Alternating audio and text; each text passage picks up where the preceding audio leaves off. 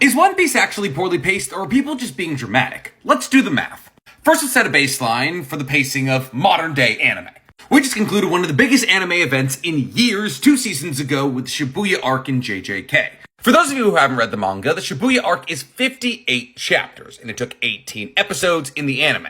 Now, if you do the math and divide 58 by 18, you'll get an answer of 3.2 repeating. And this is pretty consistent with new-gen anime. The idea of going over about 40 to 45 pages of content in one episode of anime is pretty consistent. So monthly release manga, like Boruto, that are 40 to 50 pages every single month, will do about 1 chapter per episode, when they're actually in a canon arc, and weekly releases that are anywhere from 12 to 17 pages per chapter will do roughly 3 chapters per episode of anime. Now, if you look at One Piece's pacing using the same math, its pacing has actually gotten worse the longer the show has gone, with Romance Dawn Drum Island to the beginning of One Piece doing about 2 chapters per episode, Alabasta and Water 7 doing about 1.6 to 1.4 chapters per episode, and the real shift begins to happen with Enies Lobby, where we hit 1.2 chapters per episode. But the person writing this post does a good job of pointing out the fact that the reason that this shift happened is 1, because obviously a fair amount of chapters of One Piece were out before it got an anime adaptation, and 2, because in 2007, One Piece's time slot on Japanese television switched,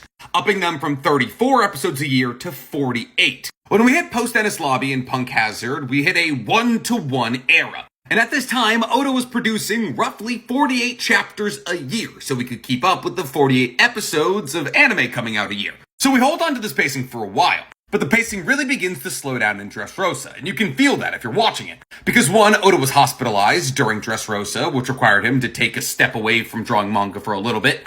And because of this hospitalization and the workload on Oda for almost 15 years at this point, Oda decided instead of releasing weekly, he would release 4 or 5 chapters and then take a break. And this kind of thing is actually standard practice nowadays. Kaiju number 8 releases 3 chapters and then takes a break, and they have done that since the start. And Zou and Whole Cake Island followed this similar pace of 0.8 chapters per episode. Reverie is technically the worst paced arc in all of One Piece, at 0.5 chapters an episode. They made a 6-chapter arc, 12 episodes. And that brings us to Wano, the 190-episode arc, which is only 148 chapters long in the manga. But this happened because of COVID and Oda switching to a 3 chapters and then a break model like Kaiju number 8. So is One Piece poorly paced? Yeah, at least comparatively to modern day anime, as it would take 4.3 Wano-paced episodes to cover 1 episode of plot of JJK's Shibuya arc. Meaning the pacing of One Piece, at least nowadays, is about 75% slower than modern day anime. So if you don't have patience, I'd read the manga.